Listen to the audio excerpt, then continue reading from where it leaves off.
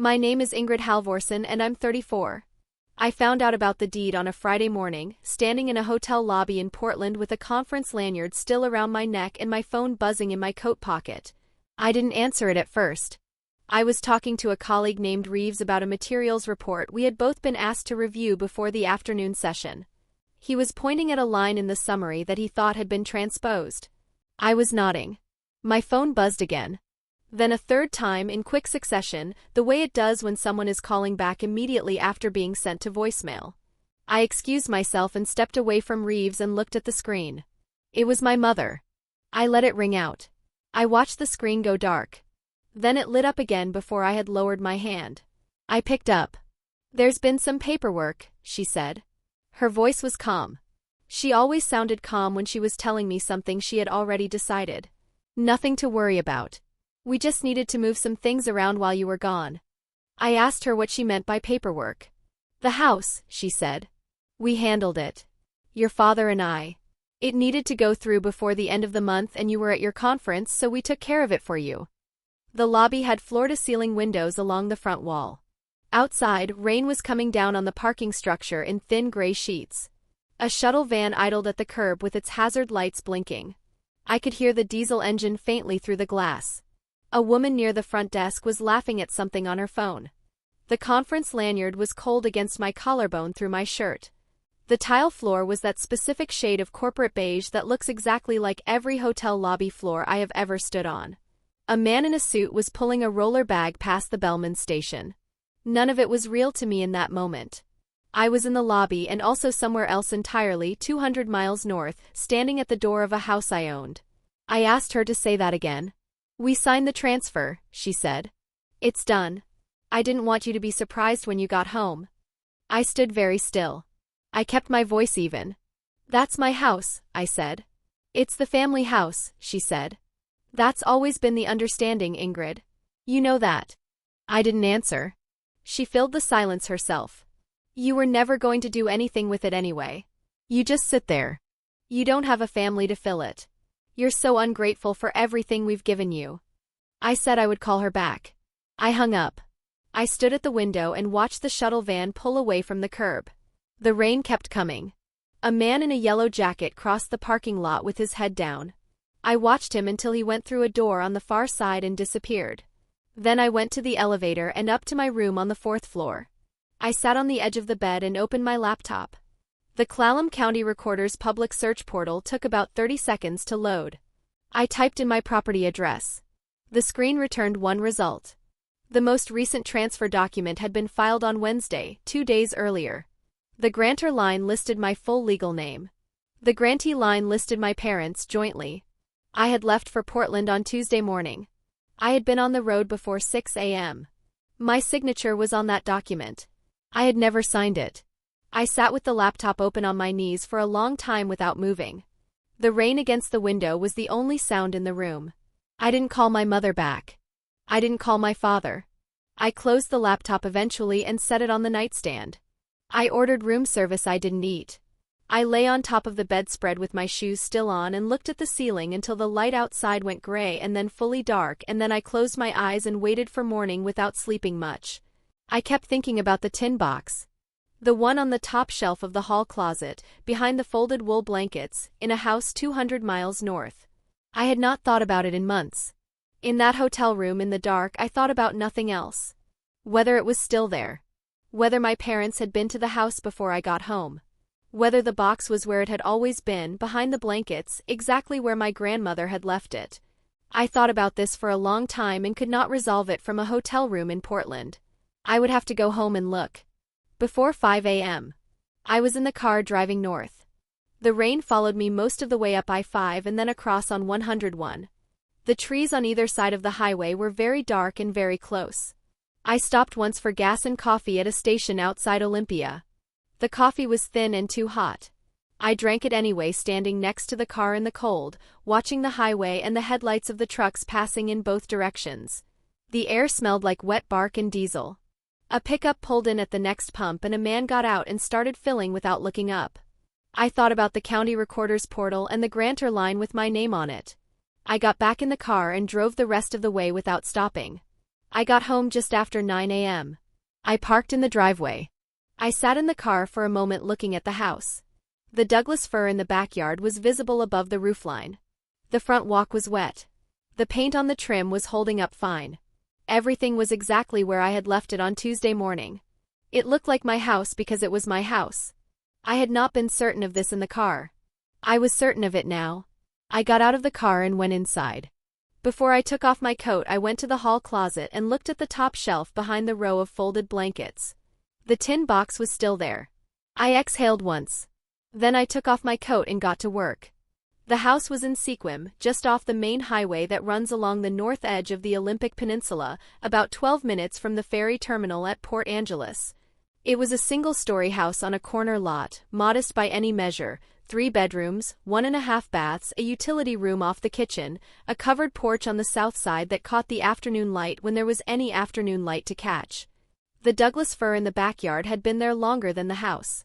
My grandmother had chosen the lot in part because of that tree.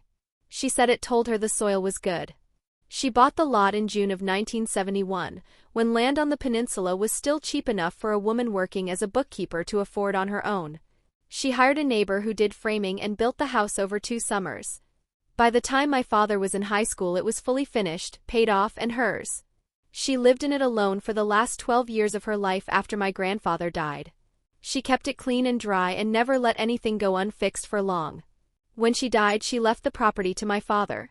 He and my mother lived in it for 3 years before they decided to move to Gig Harbor to be closer to my mother's sister. They rented the house out for a while after that, a couple from the area who stayed 4 years and kept the place reasonably well. When the renters left, my father decided to transfer the deed to me. He said it should stay in the family, and I was the one who was actually here. He signed it over clean and legal with a real estate attorney in Port Angeles. I had the recording in my files.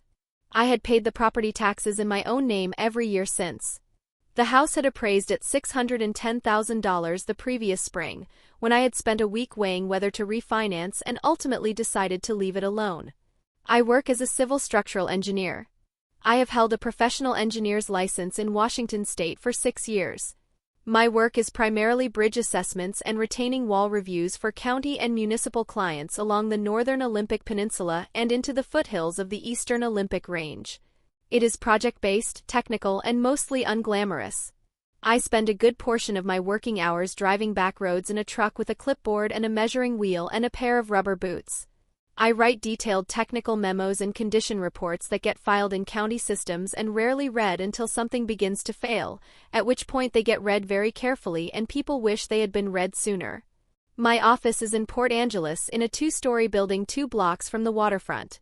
I share the building with a small civil firm, for licensed engineers including myself and an office manager named Deb who has been there for 19 years and remembers every project deadline, every client contact, and every invoice without writing any of it down in a place I have ever been able to find. The coffee she makes is extremely strong. I have learned to drink it without comment. I have been with that firm for 5 years. Before that, I spent 2 years in Bellingham working for a larger regional firm after finishing my master's degree at the University of Washington. I came back to the peninsula partly because the work was there and partly because I had grown up in Port Angeles and the landscape suited me. I like the gray winters. I like the way the strait looks on a clear morning when the mountains on the Canadian side are fully visible. I like knowing the roads. I am not married. I was for 2 years in my late 20s. His name was Derek and he was a good person and we were not well suited for the long term. We separated without acrimony. He moved to Boise. We exchange brief texts at Christmas, occasionally a photograph if something significant has happened. I do not think about that marriage often or with any particular feeling. It does not bear heavily on this story. What bears on this story is my parents and the nature of the relationship I had allowed to develop with them over the years since I took ownership of the house. My father's name is Gunnar. He is 67. He worked for 30 years as a procurement manager for a marine supply company headquartered in Bremerton and retired with a pension that covers his and my mother's basic expenses without difficulty. He is a quiet man, methodical, not unkind. He defers to my mother in most things. He has for as long as I can remember. I do not think this is weakness exactly. I think it is a choice he made a long time ago and has never revisited. My mother's name is Solveig. She is 65. She managed a dental office for 22 years and retired 4 years ago. She is not a quiet person.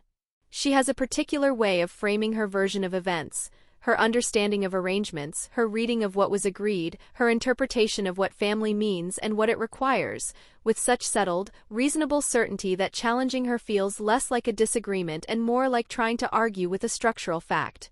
You can state the counterposition. She will listen. Then she will explain patiently why you have misunderstood. The conversation will end with her version intact. The understanding she had referenced on the phone, the one she described as always having been in place, was this: she believed the house was not really mine. She believed my father had transferred the deed to my name as a convenience, a holding arrangement, and that the house remained in some essential sense a family asset that she had a legitimate voice in. She had believed this for 4 years. She had said it in various forms at various family dinners and holiday gatherings, and I had not corrected her directly. I had thought the legal record would speak for itself. I had thought my name on the deed, on the tax records, on the insurance policy, on every piece of official paper associated with that property, was a sufficient statement of fact. I was wrong to think that. A legal record does not enforce itself. A deed in your name does not prevent someone from filing a fraudulent transfer while you are 200 miles away presenting slide decks about load-bearing capacity. The house had one object in it that I cared about beyond its function and its value. My grandmother had kept a tin box on the top shelf of the hall closet, behind a row of folded wool blankets. The box was dented on one corner and had a small paper label on the lid in her handwriting that said "Only Property." Inside it she had kept the original purchase receipt for the lot, dated June 14, 1971. She had kept the original survey map, folded into quarters, showing the property boundaries and the locations of the original corner stakes. She had annotated the map in soft pencil over the years, a note on where the water line ran beneath the south yard, a bracket indicating the area where the firs roots were beginning to push against the foundation, a small careful arrow pointing to a corner of the back lot where she had once considered building a small greenhouse and then decided the drainage was wrong. When my father transferred the property to me, he left the box in the closet without mentioning it. I found it during my first week in the house, standing in the hall with a flashlight because I had not yet figured out which breaker controlled the closet light. I read everything in the box that night at the kitchen table. Then I put it back exactly where it had been, on the top shelf behind the blankets, and left it there. That box was what I checked first when I got home from Portland. Before I called anyone. Before I opened my laptop again. Before I did anything else. It was still there. The roof had needed replacing in my second year in the house. The shingles on the north slope had been losing granules for some time, and a winter storm finished the job, pulling up a section near the ridge and letting water into the attic. I called 3 contractors and got 3 bids. I chose a crew from Port Angeles that had been in business for 18 years. The job took 4 days and cost $22,400. I paid from savings. My mother called during the second day of the job to say she thought I should have used a roofer her sister knew in Silverdale, someone who had done work for the family before. I thanked her for the suggestion. I kept the Port Angeles crew. The following March, a Thursday night, the water heater failed. I woke up at 2 a.m. to a sound I couldn't place and found the utility room floor wet from wall to wall. I called a plumber at 6:17 a.m. He arrived just before 8 o'clock. The unit was 15 years old and not worth repairing. The replacement cost $3,140, parts and labor. I paid it the same day. I did not call my parents about it. There was nothing they could have done, and I did not consider calling them. That summer my parents came to stay for 2 weeks in July. I gave them the larger bedroom, the one with the east window that gets morning light from May through September. I slept in the back room, which is smaller and faces the fir tree. I drove my mother to 2 medical appointments in Port Angeles on weekdays when she needed to be there and didn't want to drive alone in an unfamiliar car on unfamiliar roads. Both appointments ran long. I sat in the waiting room with a site report I was reviewing for a culvert crossing near the national park boundary and answered emails on my phone and did not look at the clock or indicate by any means that I was noting the time passing. My father had his project boat in a slip at the Port Angeles boatyard, a 22-foot fiberglass sloop he had owned for 11 years and worked on intermittently. He wanted to visit it twice during the stay. I drove him both times. I stood with him on the dock for an hour each visit while he walked the hull and pointed out things he intended to repair and talked through the work in the specific detail of a person who has thought about a project for a long time and has not yet begun it. The boat had needed a new standing rigging for at least 3 years. He had not replaced it. I stood on the dock and listened and agreed that the project sounded manageable and the weather had not cooperated and there was always next spring. That fall I paid his slip fee when he forgot to. $60. I mentioned it to him by text. He said he'd get it back to me. He didn't, and after a few weeks I stopped expecting it. In October I painted the exterior of the house. It was a job I had been putting off for a year because the weather on the peninsula gives you a narrow window for exterior work and I kept missing it. That October the window came and I took it. I bought primer and finish coat from the hardware store in Sequim, $243. I borrowed a tall extension ladder from my neighbor across the street, a retired electrician named Carlson who kept his garage in meticulous order and lent tools freely to people he trusted. I worked 3 weekends. My father drove up from Gig Harbor for the second weekend and helped for about an hour on the front face before going inside. I finished the back wall alone on a Sunday afternoon, the last of the light fading at 4:53 p.m., working by feel on the final strokes near the foundation. The following January my mother called and asked if she and my father could use the house as a base for 10 days while they attended a cousin's wedding in Port Townsend and visited other family in the area. I said yes. On the 3rd day of their stay I came home from work to find a new shelving unit assembled in the living room. My mother had purchased it at a home goods store in Port Angeles and built it herself during the day. She had moved my engineering reference books, a spare monitor I used for remote work projects, and a flat box of my grandmother's kitchen items, an old set of measuring cups, a hand grater, a wooden spoon with a crack along the handle that I had kept for reasons I couldn't have fully explained, into the back bedroom closet. The new shelf held her magazines and a ceramic dish she had brought from Gig Harbor that she described as giving the room better energy. I didn't say anything. When they left I moved my things back and put the ceramic dish on the top shelf of the closet in the back bedroom, behind some boxes. In the spring of my 3rd year the fence along the south side of the lot needed work. 3 panels had rotted through at the base. Cedar rot in wet winter country is not a question of if but when. I called a fencing contractor I had used for a retaining wall assessment the previous year and he did the job in a day. $1,800. My mother heard about it afterward and said she wished I had consulted her about the style. She had always pictured a white picket fence along that side. I told her cedar matched the house and held up better in the rain. She said she supposed that was practical. That spring I also had the fir tree in the backyard assessed by a certified arborist. A large limb on the northwest side had been showing signs of structural failure, a slow crack visible at the union point that had widened through the winter. The limb came down in a controlled removal that took half a day and cost $850. The arborist recommended a full structural assessment every 3 years. I have kept to that schedule. I service the furnace every fall. $215 each time, 3 years running, for the same technician who came out from Sequim and knew the unit. I replaced the kitchen faucet in the 2nd year when a slow drip at the base developed into a steady leak that was showing up on the water bill. The replacement took me a Saturday morning and about $40 in parts. I replaced the deadbolt on the back door when it began to stick badly enough in cold weather that I sometimes had to force it. I cleaned the gutters every November, climbing the ladder myself and pulling the fir needles out by hand because the roof pitch on the north slope made it awkward and I didn't want to pay someone else to do a job I could do in 2 hours with the right footwear. I shoveled the front walk every winter storm. I kept the porch board sealed. I repaired a section of the driveway apron when it began to heave from frost. I replaced the bathroom exhaust fan when the motor began to make a sound that suggested imminent failure. In my 4th year I noticed the caulking around the master bathroom window had cracked through from 3 winters of freeze cycles.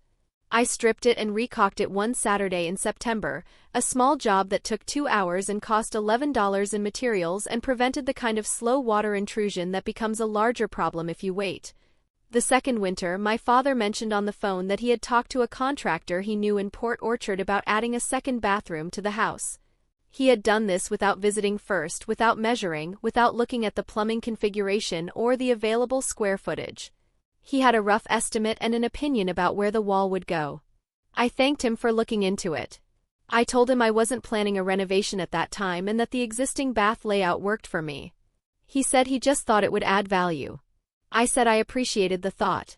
The conversation ended there. I did not call the Port Orchard contractor. The following spring my mother mentioned in the course of a longer call about her sister's health, that she had been thinking the house would benefit from new flooring in the living room. The current floor was original fir, installed when the house was built, finished and refinished twice in the decades since. It showed its age in a few places. I had sanded and refinished a section near the fireplace myself the previous fall, matching the existing color closely enough that you would not notice the patch unless you were looking for it. She said she thought laminate would be easier to maintain. I said the original fir was structurally sound and worth preserving.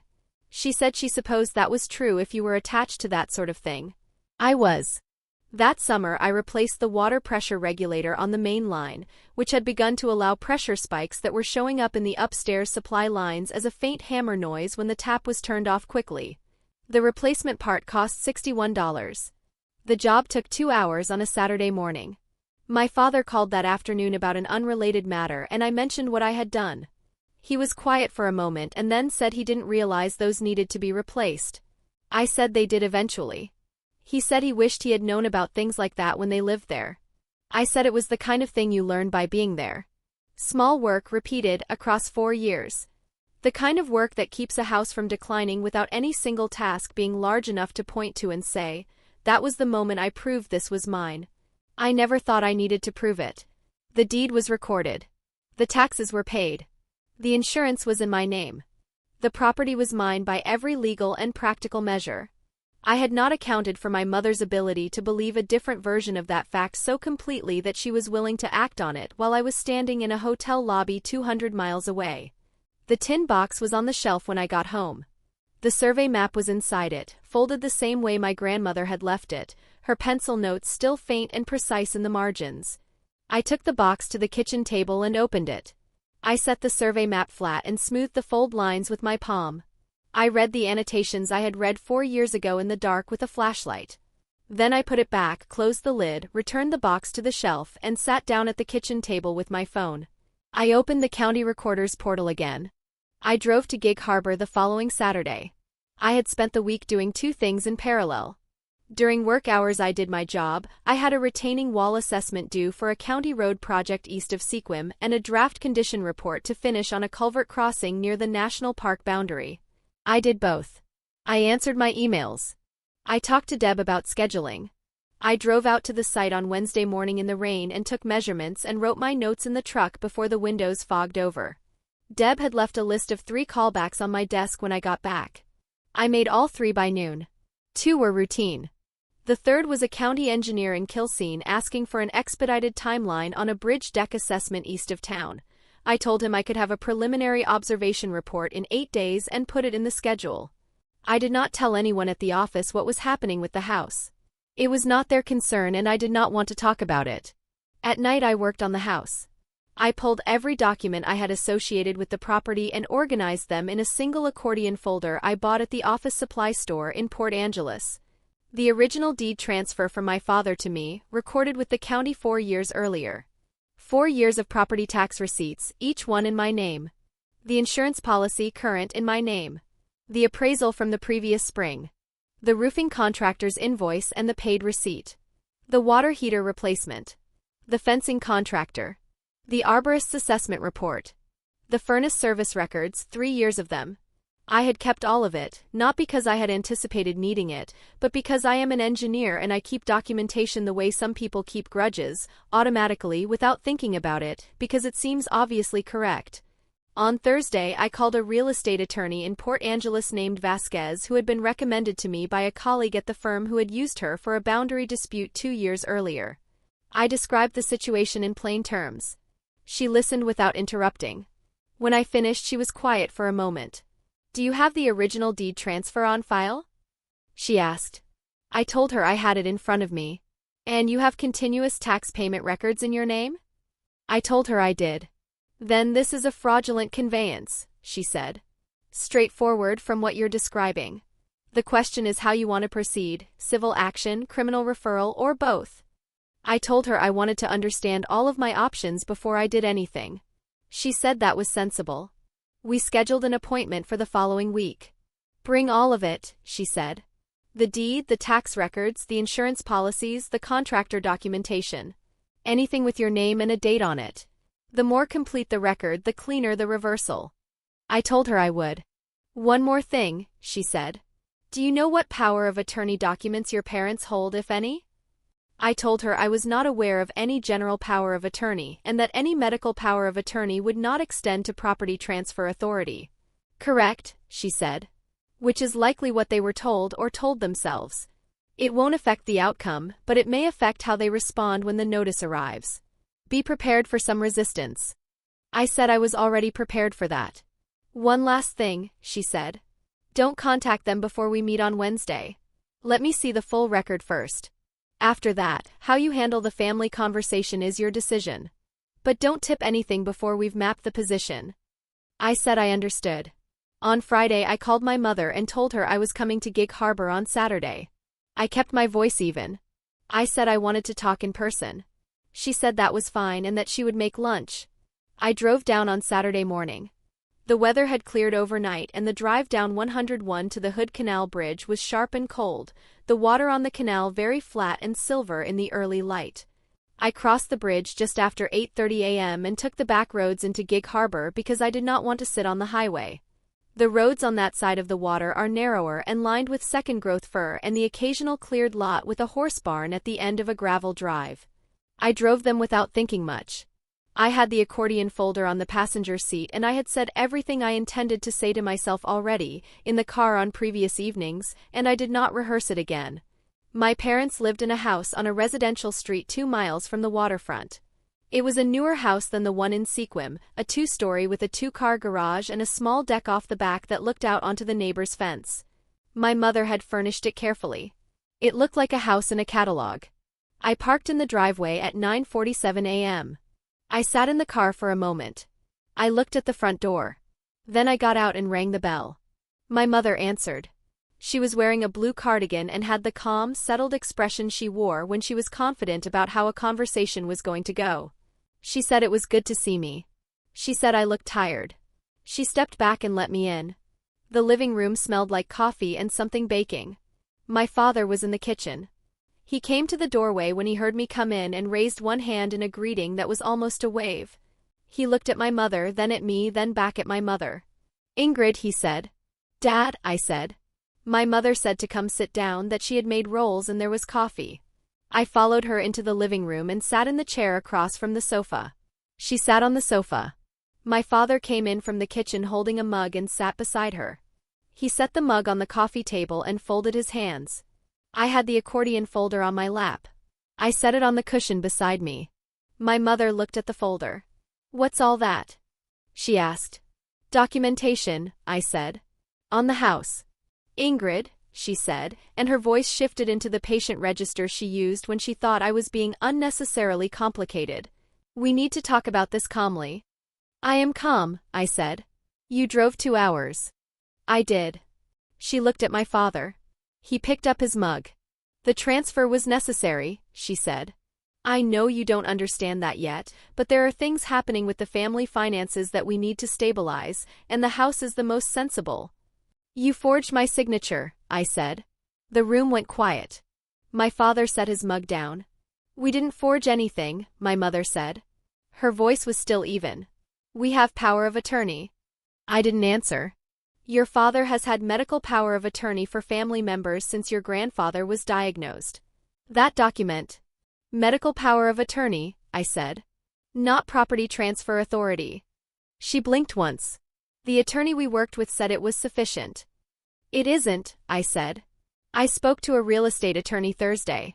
A fraudulent conveyance has no legal standing regardless of how it was filed. The transfer is void. My mother looked at me for a long moment. Then she sat back slightly, and her expression shifted into something that was almost sorrow, the kind she used when she felt I was being ungrateful for something she had sacrificed.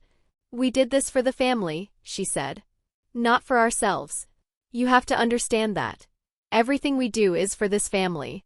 By signing my name on a document I never signed, I said. By protecting an asset that your grandmother built for this family. That your father inherited. That was transferred to you as a convenience, so that the taxes would be straightforward, so that the management would be local, not so that you could treat it as your personal property forever. I kept my voice even. It is my property. It has been for 4 years. My name is on the deed. I have paid every tax, every insurance premium, every maintenance cost. You've been living in it rent-free, she said. I own it. You don't pay rent on a house you own. You've been living in your grandmother's house, she said, and now her voice had a particular quality, careful and certain, like she was explaining something to someone who was struggling to follow. A house that was built by this family. A house that your father maintained for 30 years before you ever lived in it. A house that has value because of everything this family put into it long before you arrived. I said nothing. And we're not asking you to leave, she said, almost gently. That was never the intention. We're asking you to recognize that this asset belongs to the family, not to one person. We're asking you to be part of that. That's all. My father looked at the coffee table. His jaw was set. The transfer was filed fraudulently, I said. That's not a family disagreement. That's a legal fact.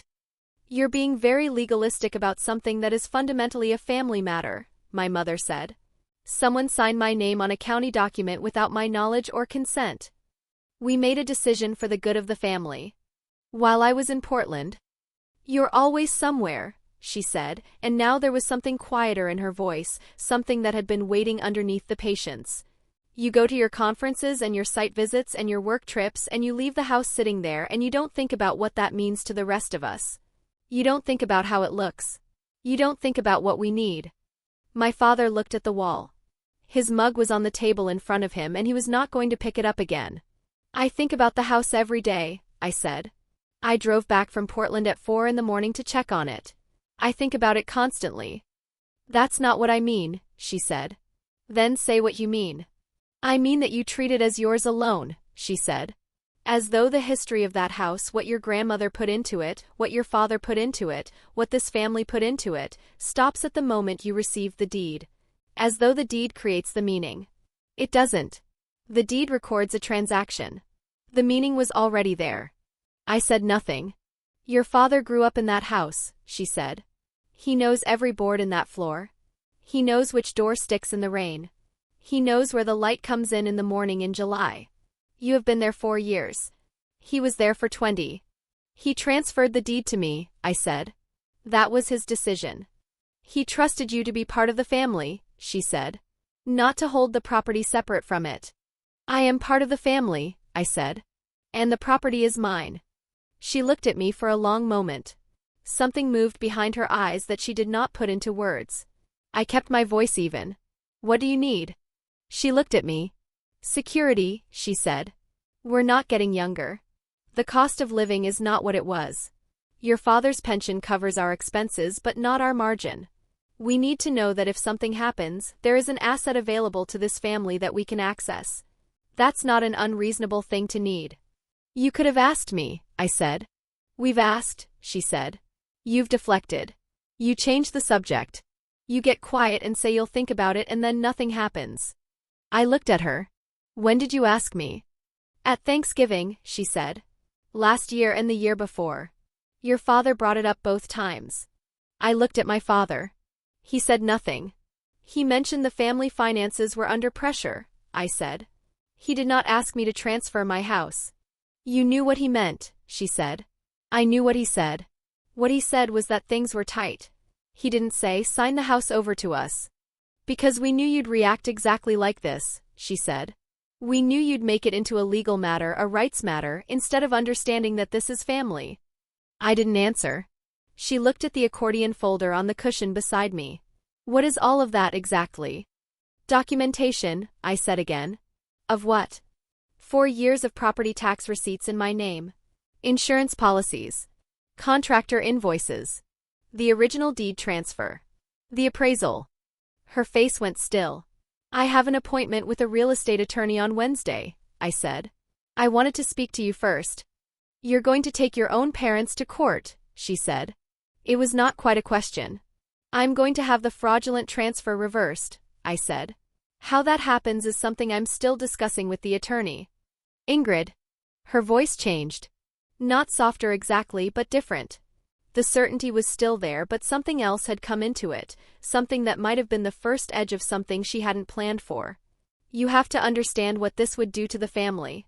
To your father's health. To the relationships in this family that matter. Someone signed my name on a legal document without my knowledge or consent, I said. I didn't do that. You did. We did what we had to do. With my property. With a family asset, she said. That is not the same thing. Under the law, I said, it is exactly the same thing. She looked at me for a long moment. Her hands were folded in her lap. You've always been so certain you're right, she said. Since you were a little girl. You've always thought that knowing the rules meant you understood things. You've always thought that being correct was the same as being wise. I didn't answer. Your grandmother would not recognize what you're doing right now, she said. She believed in family. She built that house for family. She would be devastated to see it become a legal dispute. I let the silence hold. She left it to Dad, I said finally. Dad left it to me. That's the family line. That's what she set in motion. My mother looked at me. Her expression was composed. You're going to regret this, she said quietly, not as a threat, more as a statement of fact, the way she had always delivered her most damaging opinions, with complete calm, as though she were describing something that had already happened. My father picked up his mug and looked at the wall. I drove down here to tell you personally that I'm having the transfer reversed, I said. I wanted you to hear it from me before it moves forward. That's why I came. Not to listen, she said. To inform. Yes, I said. She looked at me. Something shifted slightly behind her eyes. And if we contest it? She said. Then it goes before a judge, I said. And the judge will review 4 years of tax records, insurance payments, and contractor documentation, all of it in my name, and the original deed transfer which was legal and the new transfer which was not, and I think we both know what that review will find. The room was quiet. Outside, a car passed on the street. My father looked at the mug in his hands. My mother looked at me. You have no idea what it costs to be your parent, she said. The worry. The years. Everything we put into raising you and setting you up and making sure you had opportunities. You've never once asked what that took from us. You've never thought about what you owe. I kept my voice even. I don't owe you my house. You owe us some consideration, she said. Some recognition. Some gratitude. I've given you 4 years of it, I said. I've driven you to appointments. I've let you stay in my house. I've paid for maintenance and repairs without asking for anything in return. I've listened to plans for renovations you wanted to make to a property you don't own. I've been considerate. You've been tolerant, she said. That's different. Tolerance is what you give to strangers. Consideration is what you give to family. I didn't answer. And now you're sitting in my living room with a folder full of receipts, she said, preparing to take legal action against your own parents because we tried to protect something for this family. Because you signed my name on a document, I said. That's what I'm responding to. Not a misunderstanding. Not a difference of values.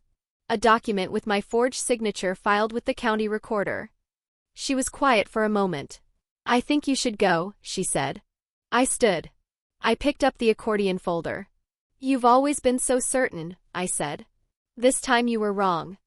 I think that's very sad, she said. I know you do, I said. The family should have been consulted, she said.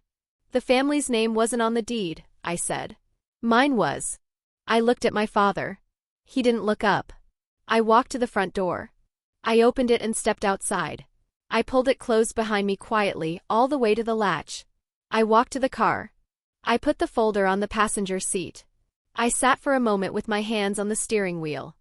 The harbor was visible at the end of the street through a gap between 2 houses. The water was flat and gray-green in the morning light, the same color it always was this time of year. I started the car and drove. I got home before noon. I changed out of my driving clothes. I put the kettle on. I set the accordion folder on the kitchen table and opened it. I took out the original deed transfer and set it flat. I took out the county recorder's printout of the fraudulent filing and set it beside it. I took out the appraisal. I took out the 4 years of tax receipts in a neat stack. I sat with all of it on the table in front of me. The kettle came to a boil and I got up and made tea and came back and sat down again. The kitchen was quiet. The fur in the backyard was visible through the window, moving slightly in a light wind off the water. I looked at the two deed documents side by side, the real one and the fraudulent one, and I thought about what it would take to make the fraudulent one disappear from the record entirely, and how long it would take, and what it would cost, and who would need to agree to it, and whether they would. I went to the hall closet. I reached to the top shelf behind the folded blankets. I took down the tin box and carried it to the kitchen table and set it in front of me. I looked at it for a moment. The dent on the corner. The paper label in my grandmother's handwriting, property. Then I reached forward and slid it across the table until it sat beside the two deed documents, the fraudulent one and the real one, side by side. I lifted the lid. The hinge was stiff the way it had always been, requiring a small amount of pressure at the front edge before it gave. The purchase receipt was on top. A single sheet, yellowed at the edges, typed on a manual typewriter with a ribbon that had been slightly dry even in 1971. The date was June 14th. The amount was $4,200 for the lot. The seller was a land company out of Olympia that had parceled up a section of the peninsula in the early 70s for residential development. My grandmother's name was typed on the buyer line, Astrid Elna Halvorsen. Her signature below it was in fountain pen, small and upright and very clear. I set the receipt to one side. The survey map was folded beneath it. I unfolded it carefully along the original crease lines for folds until it was fully open on the table. It was drawn in ink on drafting paper, the kind that had gone slightly translucent with age. The property boundaries were marked in solid lines. The corner stakes were labeled with small squares and coordinate numbers. The fir tree was marked with a circle and the notation FRDG fir, my grandmother's abbreviation for the tree she had told my father, when he was a boy, was the one that would outlast everything else they built. Her pencil annotations were still there. The water line note along the south boundary. The bracket near the foundation noting the root encroachment. The small arrow in the back corner where she had considered the greenhouse. And one annotation I had not registered clearly the first time I read the map, or had registered and then not thought about in the 4 years since. In the top right margin, in her careful pencil handwriting, she had written 2 lines. This property passes by intention, not by assumption. Whoever holds the deed holds the trust. I looked at those 2 lines for a long time. Then I picked up my phone. The Wednesday appointment with Attorney Vasquez lasted 40 minutes. Her office was on the 2nd floor of a building on Lincoln Street, 2 blocks from the county courthouse. The waiting room had a low table with a fern on it and 2 chairs that faced each other without a magazine between them. Her assistant was a man named Forrest who took my coat and offered me water. I said yes to the water and sat in one of the chairs and looked at the fern until Vasquez came out to get me. Her office had a window that looked onto the street. She sat across the desk from me and opened the accordion folder I had brought and went through it in order without comment, spending the most time on the original deed transfer and the county recorder's printout of the fraudulent filing, holding them side by side for a moment before setting them flat. "Clean transfer," she said, "about the original. Your father's attorney did this correctly." She touched the fraudulent filing without picking it up. "This one wasn't done by an attorney who specializes in property. The power of attorney citation is wrong. It references a medical designation that has no property conveyance authority under Washington state law. Whoever filed this either didn't know that or chose to believe they didn't need to know." I said I had suspected as much. "The good news," she said, "is that this is not a close case. The bad news is that even clear cases require process. We file a challenge with the recorder's office, we send a notice to the parties named on the fraudulent transfer, we give them an opportunity to withdraw voluntarily. If they don't withdraw within 14 days, we file in Superior Court. Given the documentation you have, I would expect a judgment in your favor, but I can't guarantee timeline." "What does voluntary withdrawal look like?" I asked. "They file a quitclaim deed restoring the property to your name," she said. "It comes off the record cleanly. You pay the filing fee. Done. And if they contest it, then we're in front of a judge," she said. "With this documentation, I would expect the judge to take approximately 20 minutes to decide." I said I wanted to give them the chance to withdraw first. She said that was her recommendation as well. She would draft the notice letter that afternoon. "One more thing," she said. She picked up the county recorder's printout again and looked at it. The signature on this document. You didn't sign it. I didn't, I said. And you can account for your whereabouts on the filing date. I was at a conference in Portland, I said. I have the hotel receipt, the conference registration, a colleague I was with that morning. She set the printout down. Good, she said. You won't need that for the civil proceeding. But it's good to have. I folded the accordion folder and stood. Thank you, she said. I'll be in touch by Friday with the notice letter. If you have any contact from your parents or their attorney in the meantime, refer them to me. I said I would. I walked out of the building and stood on the sidewalk for a moment in the cold. The street was quiet. A truck passed. I walked to my car, put the folder on the passenger seat, and drove back to the office. Deb had left a note on my desk about the Kilseen Bridge assessment. I called the county engineer back and confirmed the timeline. Then I sat at my desk and wrote site notes for an hour until I had put the morning somewhere I could return to it later. I called my mother on a Tuesday morning, 10 days after I had driven to Gig Harbor. The attorney appointment had happened. The process had been set in motion. The fraudulent transfer had been formally challenged with the county recorder's office and a notice of dispute had been filed. Attorney Vasquez had been clear and methodical. The transfer had no legal basis, the signature was not mine, and the documentation I had assembled made the case straightforward. She had sent a letter to my parents' address outlining the legal position and requesting that they formally withdraw the transfer within 14 days or face a civil filing. The 14 days were up in 4 days. My mother picked up on the second ring. I got the letter, she said. Her voice was composed. She had had 10 days and a formal legal notice to settle into a position, and she had found one. I want you to know that we consulted with someone as well. I said I was glad to hear it. Our attorney says the power of attorney document is ambiguous, she said. That there's an argument to be made. There isn't, I said. But that's between the attorneys. Ingrid. She paused. I want to ask you something and I want you to actually hear it. If you go forward with this, if you make this a legal proceeding, what do you think happens to this family? To the relationships in it? Have you thought about that? I have, I said. And? I thought about what happens to a family when one member signs another member's name on a county document without their knowledge or consent, I said. I thought about that more. She was quiet for a moment. You've made up your mind? I made up my mind the morning I found the filing, I said. I drove to Gig Harbor to tell you that as a courtesy.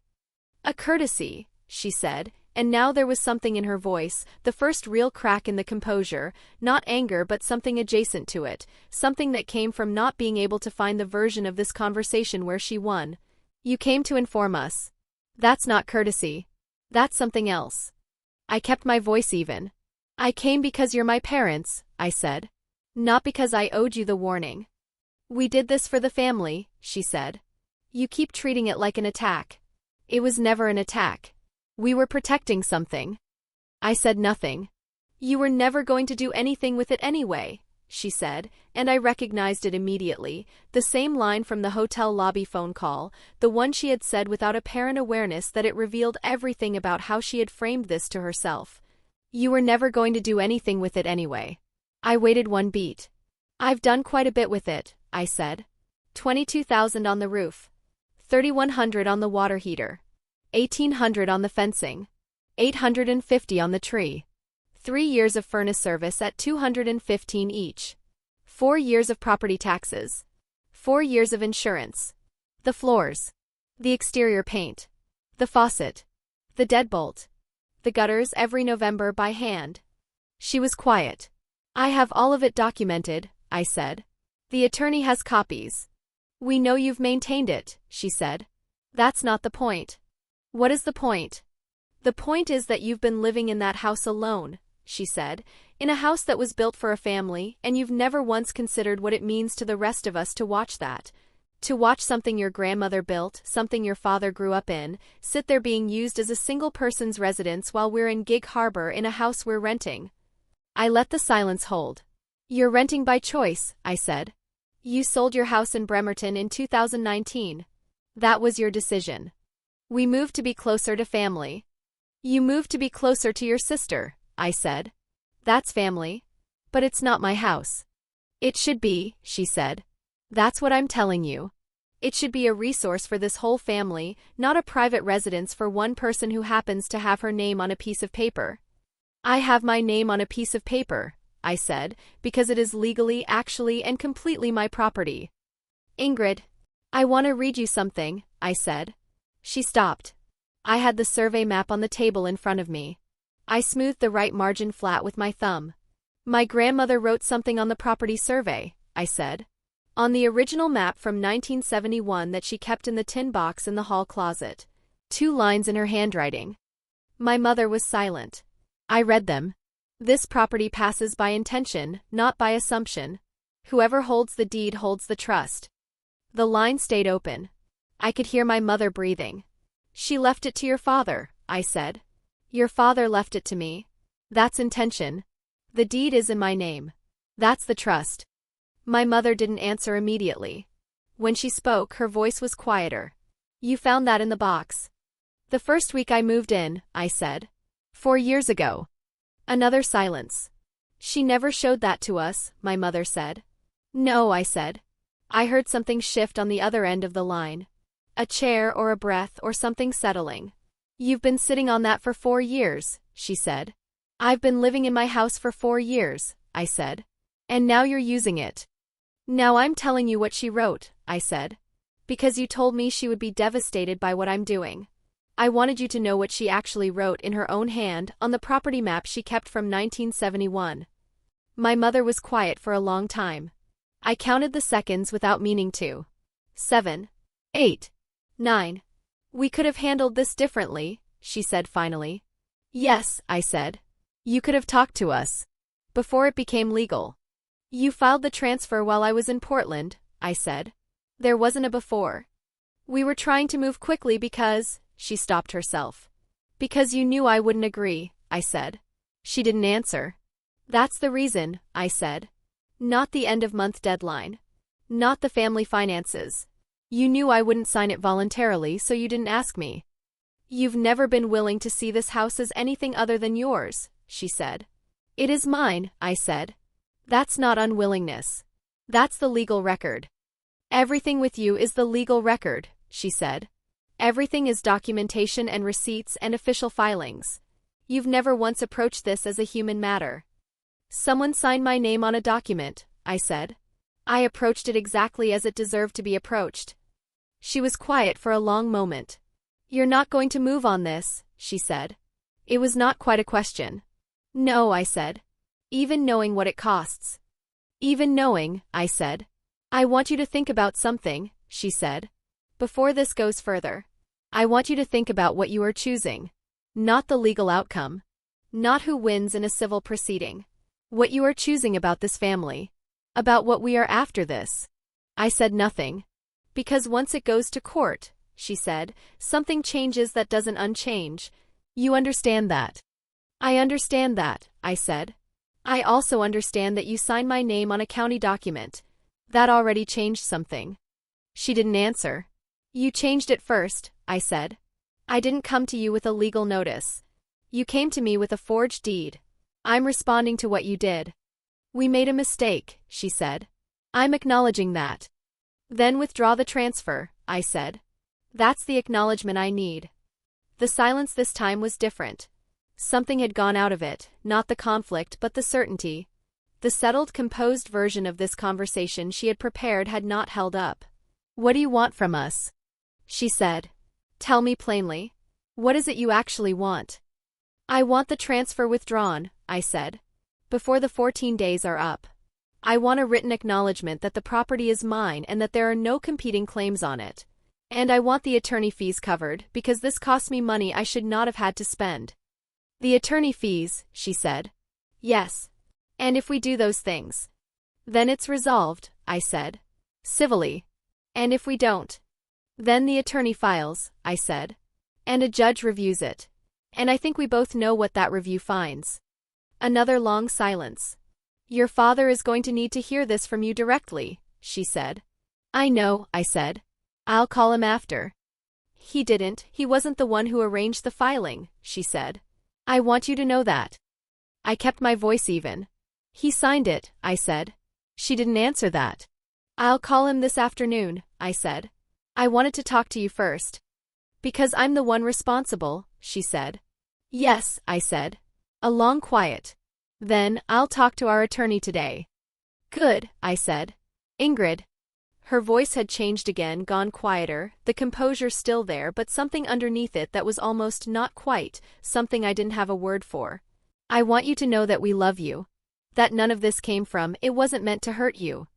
I kept my voice even. It wasn't meant to, I said. But it did. And I handled it. You handled it, she said, and I heard something in how she said it, not agreement, not concession, but a kind of recognition that the version of events she had been holding had not survived contact with the actual record. I'll be in touch through the attorney, I said. After I speak to Dad. I said goodbye. I set the phone face down on the kitchen table. I sat very still for a moment. The house was quiet. Outside, the fur in the backyard moved slightly in the wind. I picked up the phone and called my father. He picked up after 3 rings. He sounded like he had been expecting the call. I know, he said before I said anything beyond his name. I know, Ingrid. I said what I needed to say. I said it plainly and without accusation beyond what the facts required. I said I understood that he had not initiated the filing. I said he had signed it. I said I needed the transfer withdrawn and the situation resolved before it went to court. He was quiet for a moment. I should have called you, he said. Before any of this. I should have called you and talked to you plainly. Yes, I said. Your mother, he stopped. It doesn't matter. I should have called you. It needs to be resolved, I said. It will be, he said. I'll make sure of it. I believed him. My father, when he made a direct commitment without my mother in the room, kept it. It was one of the things I had always known about him and had always found both reassuring and faintly sad. The tin box, he said after a moment. She showed it to you. I found it, I said. First week. It was on the shelf where she always kept it. She wrote those lines when I was about 12, he said. After a dispute with her brother over their parents' property. I asked her once what she meant by it. She said she meant that a deed wasn't just a piece of paper. It was a statement of who you trusted to carry something forward. I didn't say anything. She trusted you, he said. She told me that. Before she died. She said she hoped it would go to you eventually. I kept my voice even. I know, I said. I'm sorry, Ingrid, he said. For the signature. For not stopping it. I know, I said again. We talked for a few more minutes about logistics, about the attorney, about the timeline. I told him Attorney Vasquez had sent the formal letter and the 14-day window was nearly closed. He said he understood. He said the withdrawal would be filed. I asked him to confirm it with me by email once it was done. His voice was steady and specific in the way it got when he was actually committed to something rather than simply agreeing to make a conversation end. Before I go, he said, I want to ask you something. I waited. When you came to Gig Harbor, he said, you didn't come to negotiate. You came to tell us it was happening. I want to understand, was there anything we could have said that would have changed that? I thought about it for a moment. No, I said. Not by that point. When was the point? He said. When would there have been a point? Before the filing, I said. If you had called me. If you had said, we're in financial difficulty and we want to have a conversation about the house. I would have had that conversation. He was quiet. I don't know what I would have said, I said. But I would have listened. That's the difference. Yes, he said. I understand that now. Good, I said. We said goodbye. I set the phone on the kitchen table. The withdrawal was filed 12 days later, 3 days inside the deadline. Attorney Vasquez confirmed it by email on a Thursday afternoon. A brief message, the fraudulent transfer had been formally rescinded, the county recorder's office had updated the record, my name was the sole name on the property. She attached the confirmation document. I printed it and placed it in the accordion folder, behind the original deed transfer. I put the folder in the filing cabinet in the spare room where I kept all the house documents. I closed the drawer. The attorney fees came in a check from my parents' account 2 weeks after that, the full amount, no note accompanying it. I deposited the check and recorded it in my account ledger the same afternoon. My parents and I did not speak for several months after that. Not from any formal decision on either side. The calls just didn't happen. I did not reach out and they did not reach out, and the silence held across the winter without becoming something else. I thought about them occasionally, my father at the boatyard, my mother in the Gig Harbor house with its catalog furniture and its ceramic dish that gave the room better energy, and I felt something I did not have a clean name for. Not anger by then. Not satisfaction. Something more like a long, quiet accounting of what had happened and what had not happened and what was left. In February, my father texted me a photograph of the boat in the slip at the Port Angeles boatyard. He had driven up to check on it alone. He had replaced the standing rigging himself, finally, and had taken a photograph of the new cable runs from the dock. The boat looked different. It looked like a boat someone was actually sailing. I texted back, "Looks good." The rigging was overdue. He replied, "I know. Better late." That was all. But it was something. My mother called in March. She called on a Sunday morning and I picked up. She asked how the house was. I told her the gutters needed clearing again from the winter debris and I was planning to do it the following weekend. She said the house always needed something. I said that was the nature of houses. She said she supposed that was true. We talked for 11 minutes. Nothing was resolved between us. Nothing was reopened. The conversation was what it was, two people who had been on opposite sides of something real, talking about gutters and weather, which is sometimes all that's left and sometimes all that's needed. I thought about my grandmother for a long time after that call. I thought about her building this house in 2 summers with a neighbor who did framing, in a time when a woman doing that alone was not the expected thing. I thought about her working as a bookkeeper, saving enough from her own wages to buy a corner lot on the Olympic Peninsula, then choosing a lot with a particular Douglas fir on it because she knew the soil would be good, because she was thinking decades ahead in the way that people who build things tend to think. I thought about her keeping the purchase receipt in a tin box and writing 2 lines on a survey map in pencil, in a margin, as though she knew the map would outlast any verbal understanding any of them had reached. I thought about the word intention. How deliberate it was. How it excluded accident and assumption both. She had not written, "This property stays in the family." She had written, "It passes by intention." Meaning someone has to mean it.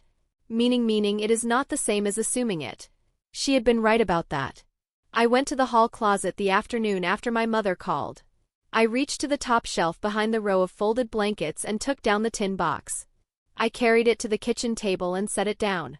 I reached in and took out the survey map and unfolded it along its crease lines until it was fully open. I smoothed the folds flat with my palm.